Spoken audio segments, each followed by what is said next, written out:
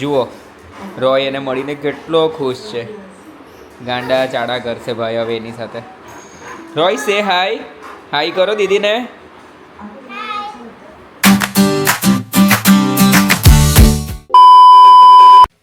Good morning guys. જય શ્રી કૃષ્ણ, જય જિનેન્દ્ર, જય દ્વારકાધીશ. એઝ યુઝ્યુઅલ મોર્નિંગ હું ઉઠી ગયો છું અને અમારા પ્લાન્સ આ લોકોને જોઈને હું બહુ એનર્જાઇઝ ફીલ કરું. એકદમ રિચાર્જ થઈ જાઉં સવારમાં આ લોકોને મળું એટલે. અને એઝ યુઝ્યુઅલ મારા રૂટીન હિસાબે મારો શેક, આજે મેં સ્ટ્રોબેરી ઓટ્સ એન્ડ પ્રોટીનવાળો શેક બનાવ્યો છે. મારી અને ભાવિકાની કોફી પ્રિપેર થઈ રહેલી છે. અને આ મારા લાડ સાહેબ એના મેલની રાહ જોઈને અહીંયા બેઠેલા છે કે ક્યારે ભાઈ ફ્રી થાય અને મને મારું એપલ ઓટનું મેલ આપશે. છોટું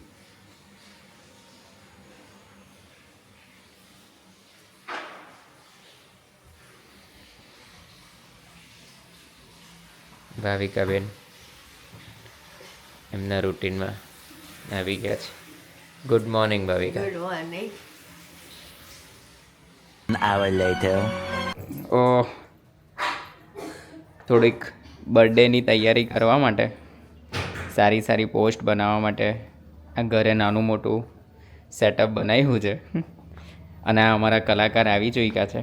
Hi. હર્ષભાઈ એમના અસ્ત્રો શસ્ત્રો સાથે સવારથી લાગ્યા છે. જોઈએ હવે શું આઉટપુટ આવે છે. જુઓ આ બી એના માટેની જ કંઈક તૈયારી છે. આજે સવારે મારી સ્મૂધી બી છૂટી ગઈ પીવાની. ચલો તો ચાલુમાં આપણે સ્મૂધી બી પીએ અને આ પ્રોપ સાથે કંઈક નવું કરીએ જલ્દી. 6 hours later. તો ગાઈઝ સન્ડે સવારથી મારા શેડ્યુલ પૂરા કર્યા. સાઇટ વિઝિટ કરી. બીજેપીમાં હું એઝ અ BLOની ડ્યુટી કરું છું તો એ પતાવીને આવ્યો. દેન એક સોશિયલ કામ હતું પૂજાનું, એ પતાવ્યું મેં અને ભાવિકાએ. પછી બપોરથી મને બીજા ક્લાયન્ટ્સ હતા, એક આર્કિટેક્ટને મળવાનું હતું અને ભાવિકા એના ઘરે છે આજે. થોડા કામથી એ લોકો એને એના મમ્મી બિઝી છે અને હું પહોંચ્યો ઘરે. સેવા પૂજા કરી અને રોયને એનું ડિનરનું મીલ ખવડાવવાનું હતું. પણ રોયને મળવા એવી છે એની ફ્રેન્ડ. શું છે ફ્રેન્ડનું નામ? આ રોયને મળવા એવી છે એની ફ્રેન્ડ કનિષ્કા. જુઓ રોય એને મળીને કેટલો ખુશ છે. ગાંડા ચાડા કરશે ભાઈ હવે એની સાથે. રોય સે હાય, હાય કરો દીદીને. કનિષ્કા હાય કરો.